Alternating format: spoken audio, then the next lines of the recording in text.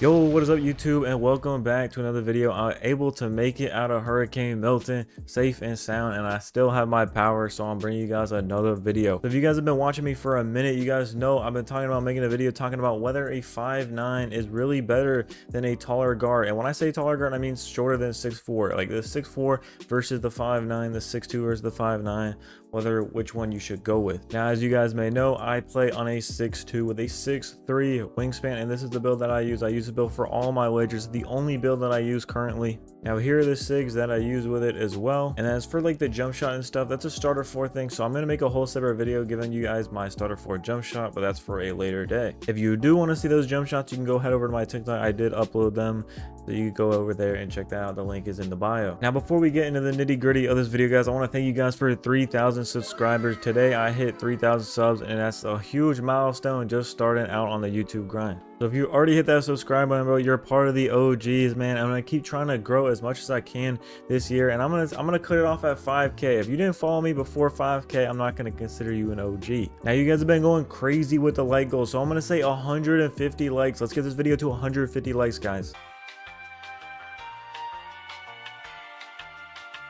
So with that out the way, guys, I hope you guys already hit that like button. But guys, these are the builds that I have. I only have 2 maxed out builds so far, and you guys could see the third build that I plan on making again is not 5'9". So you guys might think, bro, 5'9", you get all these attributes, you get a 99.3, you get a 99 ball handle, you get 94 speed with ball. Why not go 5'9", guys? I'm 100% on the boat in the bandwagon of saying that 6'2" is 100% the best guard height right now. I'd like to say that I'm one of the most transparent creators on like all the platforms, but like I said, guys, I say dunking is absolutely terrible this year. Now you guys hear me say dunking is terrible, so you might think I might veer towards the 5'9s, but I'm gonna be honest, I don't see myself going near a 5'9 with a 10-foot pole, and here is why, guys. So again, let's look at my original build. This is my main build. It can play the 2s and it can play the 3s. I'm a 3s guard at heart. Now if you're watching me, I'm assuming you're somewhat of a competitive player, so I'm assuming you guys are at least starter 3 or around starter 3, close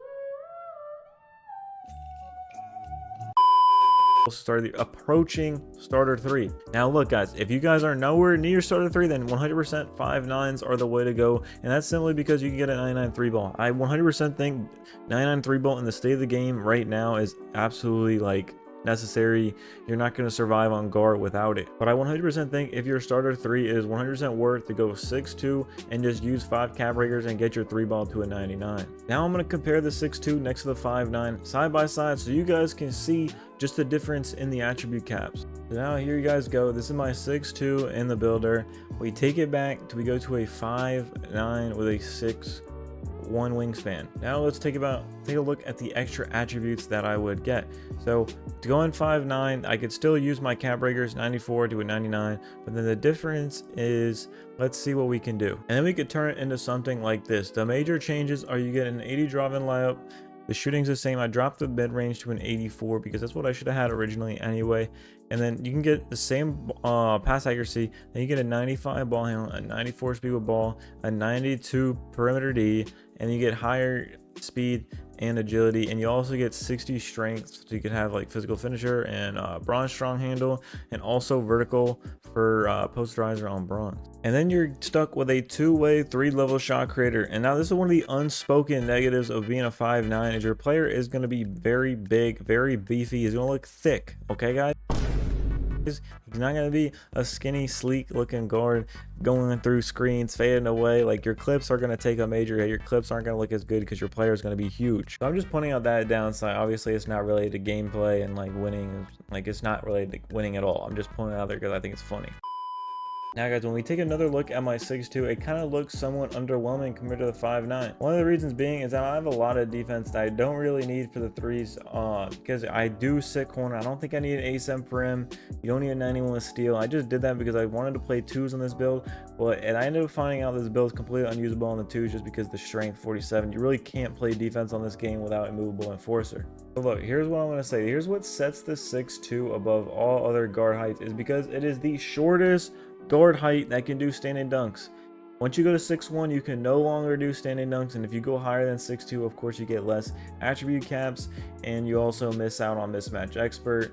So if you go 6'4", is what I'm saying. Like 6'3" is not a bad height either, but you do have less attributes than a 6'2". Block is another very underrated thing. You're only going to get about a 40 block on a 5'9", which is not going to do much for you. Okay, 58 might not sound too outstanding either, but it definitely does get you stops in the paint when you do need them. And then the 60 defensive rebound. Of course, you get a 60 defensive rebound on a 5'9", as you guys saw, but let's be real, guys, it's not going to be to the same extent. You're going to have shorter arms, your player's going to be smaller, so you're not going to get up as high, even with the higher vert, guys. I think vert, honestly, is non-existent when it comes to rebounds, because I have a 56 vert and a 60 defensive rebound, and my player gets Supermans like nobody's business. So there's that. Another thing I would like to mention, guys, you guys see in the top right, I have 432k. I am completely salivating into making a new build. I want to make a new build so damn bad. But guys, there's a new season coming, and with a new season is going to be a new patch. This game is going to completely get flipped on its back. Like, if you guys are on Twitter whatsoever, you guys would know that the 2K community is in a massive uproar about the shooting. Now, I don't know if you guys remember last year, we're in a similar situation. The shooting was very similar. It was very inconsistent in the beginning of 2K24, and fades were OP. Pretty much every guard in that playing high level ball was only shooting fadeaways, and it was very unrealistic.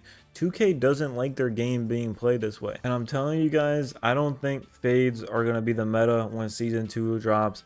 You heard it here. I'm telling you, they're going to do something. It's not going to stay the way it is right now. I can tell you that much. If I had to guess, the heavy hitters that they're going to hit, they're going to make standstill shooting more consistent. They're going to make the X button more consistent, the square, whatever you call it.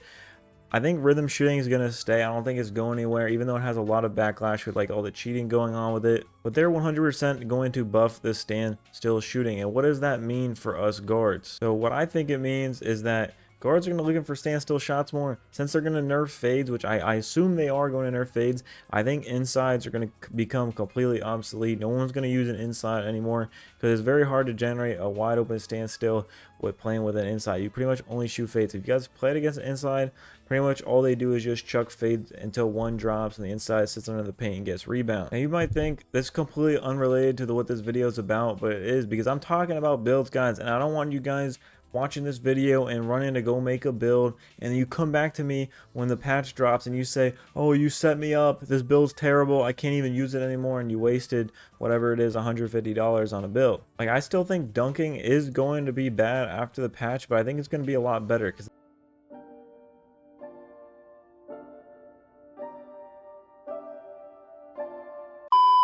the main issue with dunking right now is the ball strippers. If you guys watched my last video, I talked about how to work it around.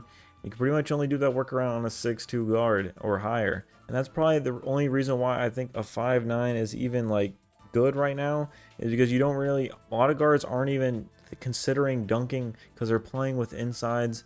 And guys, of course, if shooting becomes more consistent, poppers will blow insides completely out of the water, and it would not even be a question. Like, I'm telling you guys from personal experience, guys, last year, if you guys know, I had the overpowered slasher build, and I used that build like for the latter part of the whole entire year. It was so OP, but in the beginning of the year, the build was terrible. When I first made the build, I was like, damn, I wasted a hell of a lot of VC on that, because I couldn't use it, because the way the shooting was in the beginning of the year, with how OP fading was, I was at a major disadvantage with a lower 3-ball. But then they updated the shooting. They made shooting easier. They made standstill shooting way easier, and they made fade. I don't know if they touched standstill shooting, but they nerfed the hell out of fades. So that made it where nobody was fading anymore, and they were playing more team ball, and they were looking for open standstills. And when that happens, guys, you won't need a high 3-ball anymore.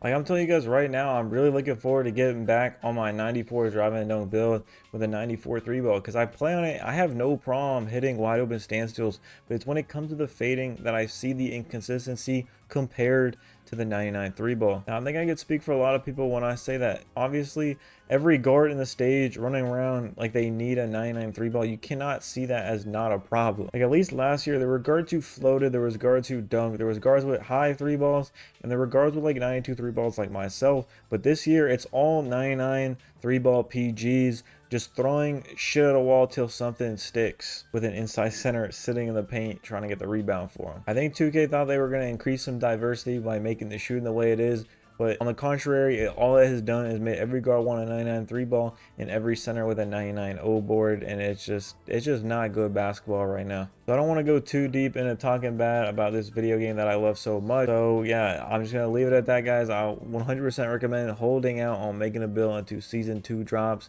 And obviously, guys, I'll get you guys with a like a build video the second season 2 drops and I'm playing it a decent bit, because I'm gonna make my new build after I play season 2, guys. I'll have it out for you guys like right away. So guys, the background gameplay you're watching right now is from my stream earlier. As you can see, I'm wearing the same shirt I ended stream and I went straight into making this video for you guys.